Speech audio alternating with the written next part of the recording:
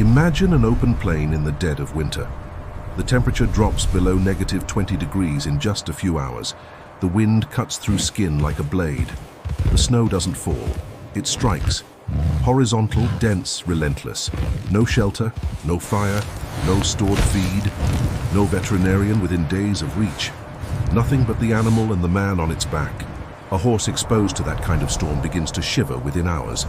Circulation in the extremities fails first. Then the digestive system shuts down. Then the heart works twice as hard to keep the core warm. And when the core fails, the animal lies down. And when it lies down like that, it rarely gets back up. That would kill any unprepared horse. Right.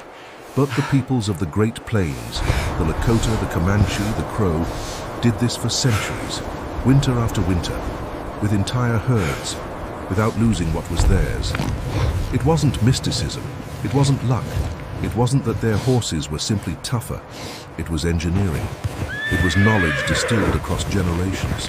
It was a system built with such precision that it worked even when everything around it was collapsing. And here is the question that will carry this video from beginning to end.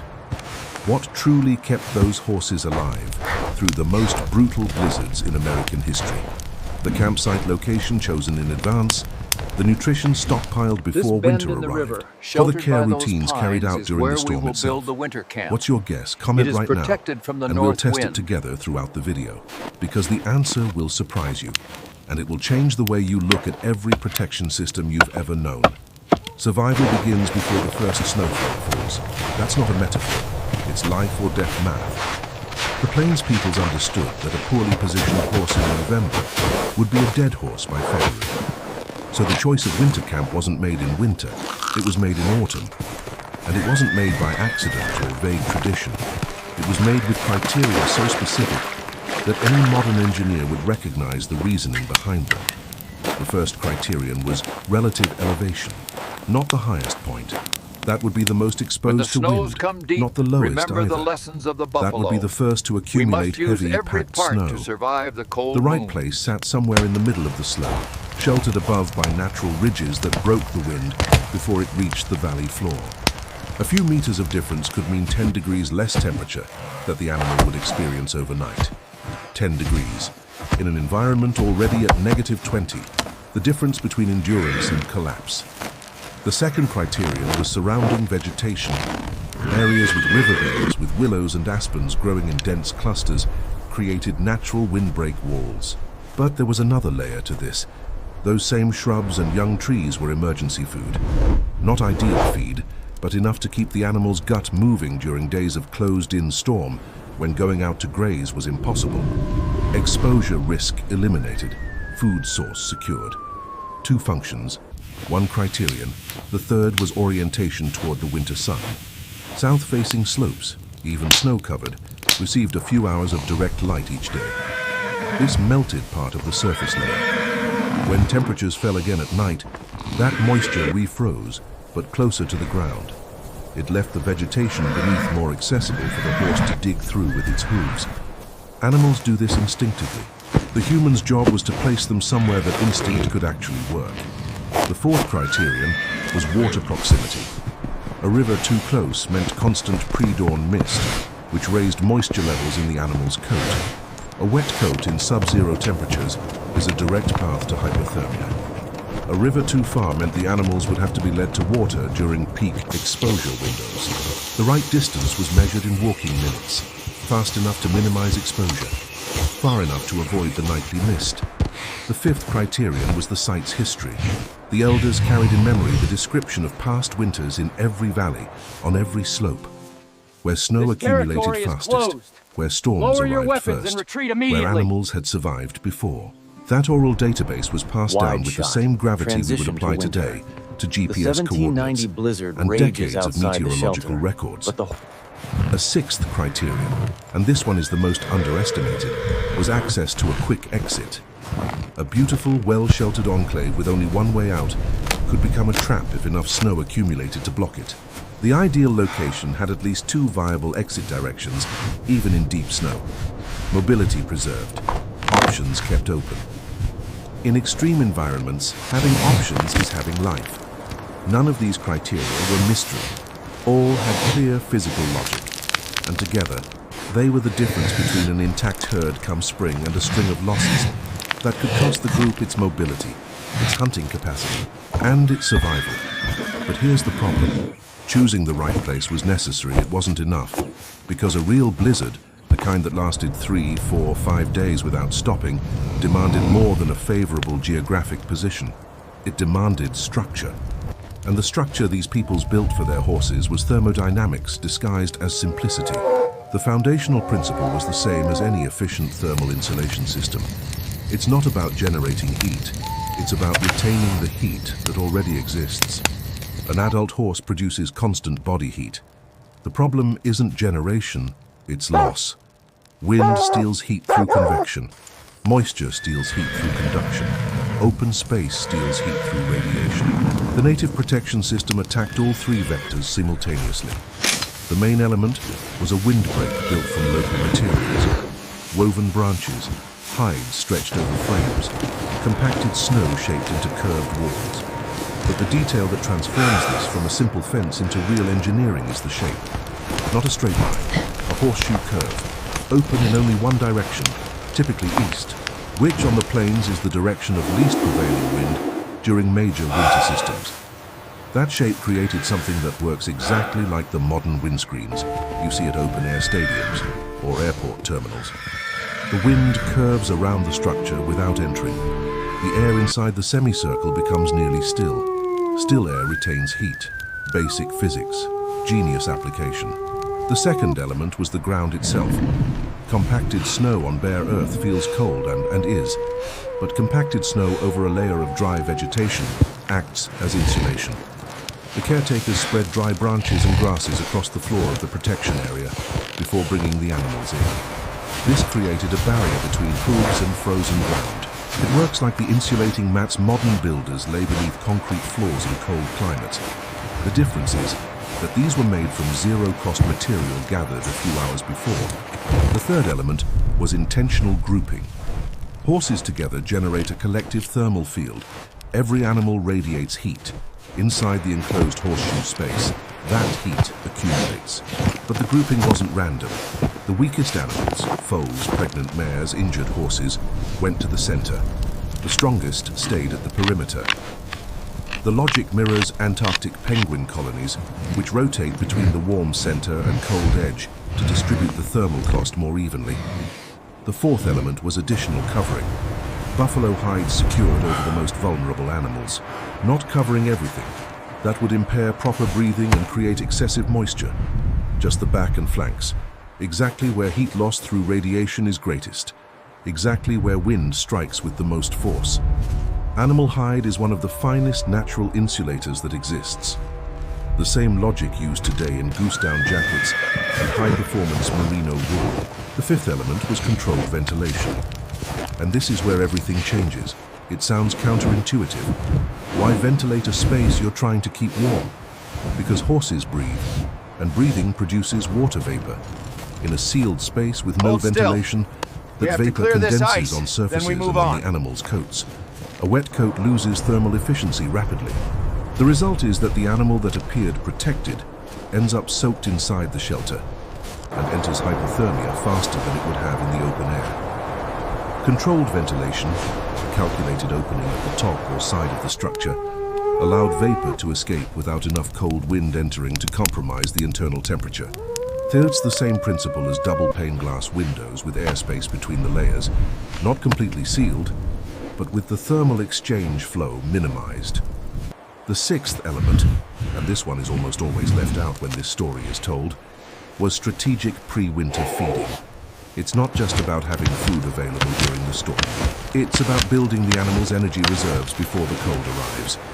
Horses that entered winter with adequate subcutaneous fat had a thermoregulatory advantage that no artificial covering could fully replicate. That fat was internal insulation. It was emergency fuel. It was the buffer that let an animal endure extreme nights without collapsing before dawn. That's why autumn pastures were actively protected. No hunting in the horses' feeding areas during the final weeks before first snows. No unnecessary movement that would burn the energy the animal needed to store. The construction of the system began weeks before the threat. But having the structure wasn't the finish line. It was the starting line. Because a 5-day blizzard isn't a static problem, it's a dynamic one. Snow accumulates, wind shifts direction, animals move, the group's internal heat fluctuates, and a detail overlooked during a nighttime round could cost an animal by morning. That's why caretakers rotated in shifts through the night. This wasn't a watch for security, it was a watch for system maintenance. Each shift had a clear protocol. Check the integrity of the windbreak, redistribute covering on animals that had moved, inspect the ground. Excessive buildup of urine and melted snow created mud that conducted cold directly into the hooves. Replenish the ground vegetation when needed. The detail almost nobody talks about, the state of the horse's nostrils. Ice-blocked nostrils, which happens when an animal breathes very cold air for hours, compromise oxygenation. An animal with reduced oxygen intake begins burning more energy to maintain basic functions. More energy burned means more heat lost. It's a downward spiral that starts with something that looks purely cosmetic. Caretakers checked this manually at every shift. When needed, they warmed their own hands and applied heat around the animal's nostrils to melt the buildup. Simple, but critical. And here was the central dilemma of the routine. How much warmth was enough? Overheating was just as dangerous as underheating. An animal that begins sweating inside the shelter from too much covering or excessive activity ends up with a wet coat. When a caretaker opens the barrier for a check and a gust of cold air enters, the thermal shock for a sweating animal can be fatal. The routine included touching the neck and chest of the horses periodically.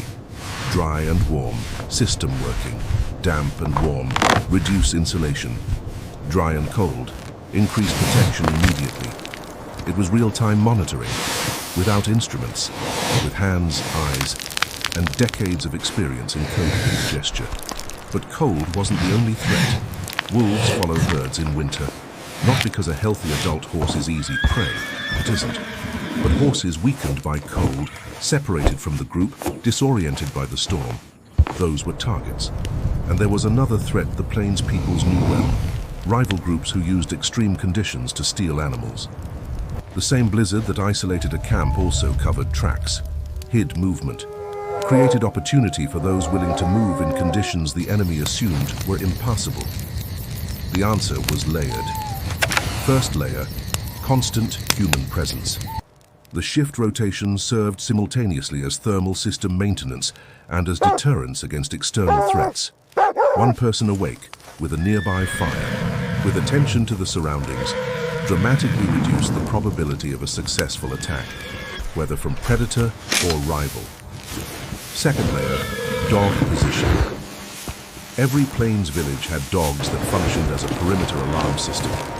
During blizzards, these animals were positioned strategically around the horse protection area. Any movement outside the normal pattern triggered a reaction that woke the camp within seconds. Third layer, the most valuable animals stayed closest to human dwellings. It wasn't sentiment, it was strategy. The leader's horse, the war horse, the pregnant mare of an important bloodline. These were kept where any response to a threat would be fastest. The system wasn't just thermal, it was integrated security. Each layer reinforced the others, and each layer was trained, repeated, and tested until it became reflex. There was no improvisation during the storm. The improvising had happened years before, when someone made a mistake, lost an animal, and learned what could never be allowed to fail. So let's return to the question. What truly kept those horses alive? The campsite location, the nutrition prepared before winter, or the care routines executed during the storm? The answer is none of the three in isolation, and all three as an integrated system, where each element depends on the others to function. The right location without adequate structure left animals exposed to winds that even a favorable slope couldn't fully block. Structure without maintenance routines collapsed in on itself. Snow accumulated, ventilation failed, internal moisture destroyed the insulation. Routines without location and structure were wasted effort trying to compensate for deficiencies that no protocol could overcome. It was true interdependence, the kind that fails the moment you remove any single piece. Can you see the parallel with modern systems? It's no different from how a resilient data center works. Cooling, power redundancy, and continuous monitoring, where failure in any one of the three compromises the other two. It's no different from how a high-performing team works. Strategy, execution, and constant feedback, where none of the three can substitute for the others. The Lakota didn't call this a system, but that's exactly what it was. And the transferable lesson for today isn't learning to build a windbreak from branches. It's understanding that survival of a horse in a blizzard, of a company in crisis, of a project in collapse, rarely fails for lack of a good idea. Hold still. It fails for lack of a system. We have to clear this ice. For lack of then integration between the right place, the right structure, and the right routine. For lack of the kind of knowledge that can only be built across generations of trial, error, observation, and careful transmission. There is forgotten wisdom in many directions, and most of it didn't survive because it was mystical. It survived because it worked, because it had physics, logic, and real consequences tested in real conditions. What the peoples of the Great Plains knew about horses and cold, we are only beginning to translate into the language the modern world understands. And here is the question that stays with you. How many other systems like this existed? How many were lost before anyone documented them? How many elegant solutions to problems we still face today disappeared along with the languages, the elders, and the traditions that carried them? That's the question that should keep us awake at night, not nostalgia for the past. The awareness that the past held answers we still need. There are more forgotten techniques like this one. Navigation systems without instruments that guided people across oceans, with no compass and no visible stars. Food preservation methods that outperform any modern industrial process in efficiency and longevity. Wound care protocols that contemporary medicine is rediscovering decades late. Validating in laboratories what was already common practice centuries ago. If you want to keep exploring what humanity almost lost and what can still be recovered, subscribe now. The next video is already ready, and comment below, did you get the answer right?